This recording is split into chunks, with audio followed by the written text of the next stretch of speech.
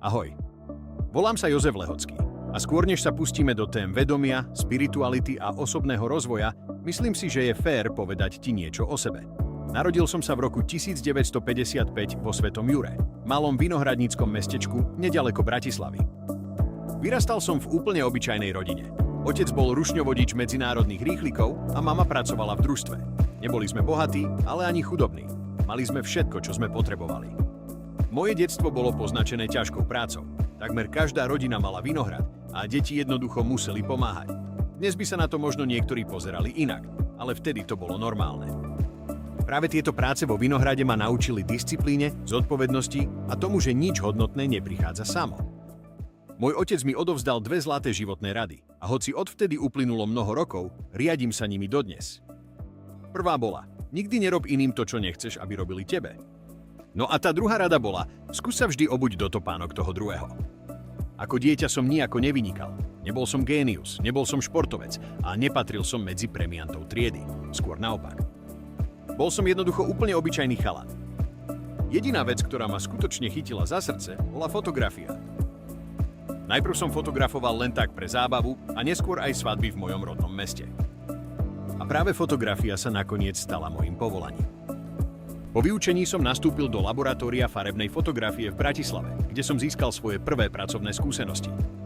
Ako 20-ročný som už bol ženatý a s manželkou sme vychovávali dvojičky, Jožka a Majku.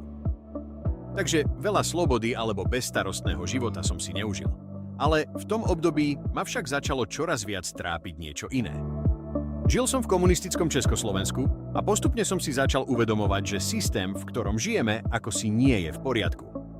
Keď raz moje deti prišli zo škôlky a začali mi rozprávať propagandistické príbehy o tom, ako Ujo Lenin miluje detičky, uvedomil som si, že nechcem, aby vyrastali v takomto prostredí.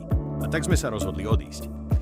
Keď som mal 28 rokov, spolu s manželkou a 2 deťmi sme opustili republiku. Neutekali sme pred Slovenskom. Utekali sme pred režimom. Slovensko bolo a stále je môj domov. Dodnes, keď tam letím na návštevu, nehovorím, že idem na Slovensko, ale že idem domov. Nakoniec sme skončili tu v Melbourne v Austrálii. Doma sme zanechali kompletne zariadený trojizbový byt, ktorý potom komunisti skonfiškovali a rozpredali, čo sa dalo. No a auto? To sme museli pred odletom darovať Organizácii Spojených národov. Takže tu sme začínali prakticky od nuly.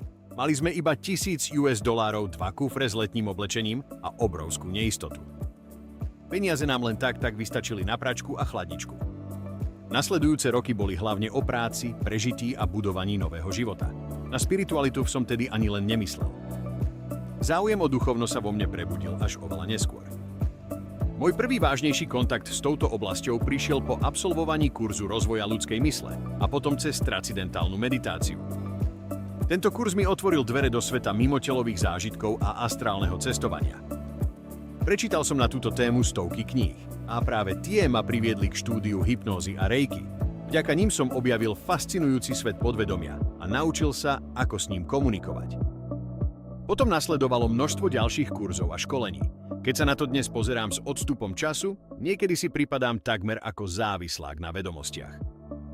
Zažil som aj niekoľko veľmi silných skúseností, ktoré mi ukázali, že človek je oveľa viac než len fyzické telo. Nakoniec som vyštudoval klinickú hypnoterapiu a roky som pracoval s ľuďmi v súkromnej praxi. Počas tejto cesty som pochopil jednu veľmi dôležitú vec. Väčšina problémov, ktoré ľudia riešia, nevzniká vo vonkajšom svete. Vzniká v ich vlastnom vnútri.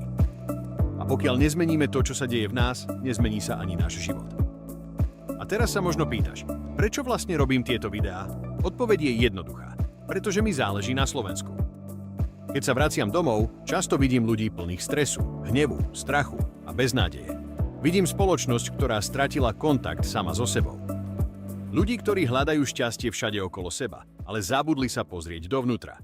Som presvedčený, že človek nie je len telo. Sme vedomie, sme duša, ktorá má ľudskú skúsenosť. A čím viac sa odpojíme od svojej podstaty, tým viac chaosu vzniká v našom živote. Práve preto tvorím tieto videá. Nie preto, aby som niekoho presviečal. Nie preto, aby som niekomu dokazoval, že mám pravdu. Ale preto, aby som sa podelil o to, čo som sa naučil počas viac než 70 rokov života. Ak moje videá pomôžu čo i len niekoľkým ľuďom lepšie pochopiť seba samých, nájsť vnútorný pokoj, alebo sa prebudiť do vlastnej spirituality, potom mali zmysel. Ďakujem, že si tu. a verím, že na tejto ceste objavovania budeme pokračovať spolu. A na záver ešte jedna malá prosba. Nežiadam ťa, aby si tento kanál propagoval. Ak však náhodou stretneš niekoho, koho tieto témy zaujímajú, ukáž mu, kde môže nájsť ďalšie informácie. A ak budeš mať chuť, napíš mi do komentára, či s tebou tieto videá rezonujú, alebo sa podel o vlastnú skúsenosť. Ďakujem za tvoj čas, podporu a každú spätnú väzbu. Viac nájdeš na Vedomí Slovenska. Ak chceš viac takýchto videí, daj tomu like. YouTube potom vie, že toto má ľuďom ukazovať a posunie to ďalej.